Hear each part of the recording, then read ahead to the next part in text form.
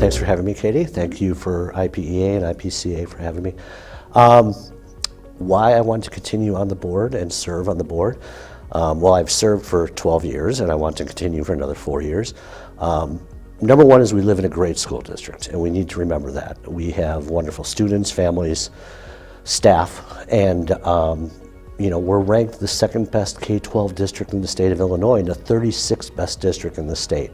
I want to continue that trend, and I think we have been, and I'd like to continue serving and being a part of that process. The characteristics I bring to the board is I feel I'm a very good listener. I feel that it takes a collaborative board member to work with 6 other individuals to make decisions. I think I bring a historical view from my time on the board. I'm the longest tenured serving board member, and I've actually attended school board meetings consistently since 2007, so even well before I was on the board. So I think I bring that perspective, and it's important to have a historical perspective as you move forward. So that's why I want to continue in some of the characteristics.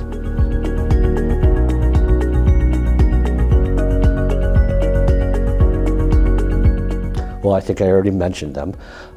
In addition to where we rank in the state and nationally, I think it's also important to recognize that we were the only school district that was ranked as best places to work in Illinois. I think that's reflective of the relationship that the board administration has with our staff. No other school district was in the top 50, and we were 33rd. I think we manage our money exceptionally well.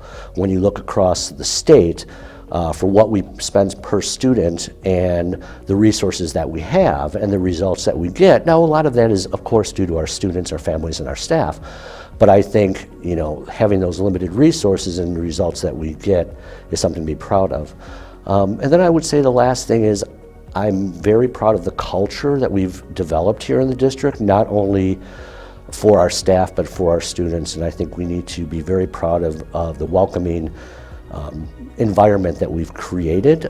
We can always make improvements, but I think we do a very good job from what I hear from a lot of districts.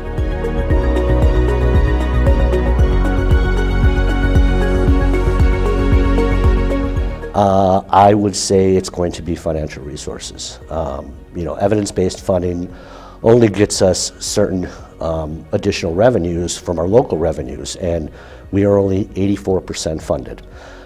So that is going to be a big opportunity and a big challenge for us because we want to stay up to date with other districts that are well above 100% of adequate funding.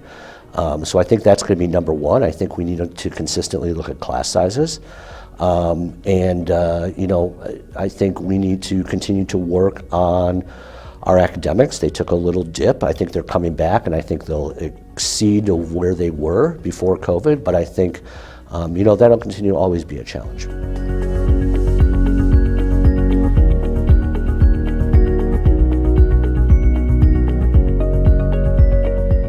I would say, first and foremost, I'm someone that's always there, and I'm present, and I'm a good listener. And I'll give you an example. Last week I went to an elementary open house. I made sure I visited with families, and I made sure I tried to stop in every teacher's room to see how they were doing, to see how the year was going, to see how they were feeling, to get their feedback. I think it's extremely important that a board member knows how the families are feeling, but more importantly, and equally as important, is how our staff is feeling, and make sure they feel supported and heard and listened to. So I would hope that those teachers have seen me and recognized me and know that I do truly care about the future and the success of our district.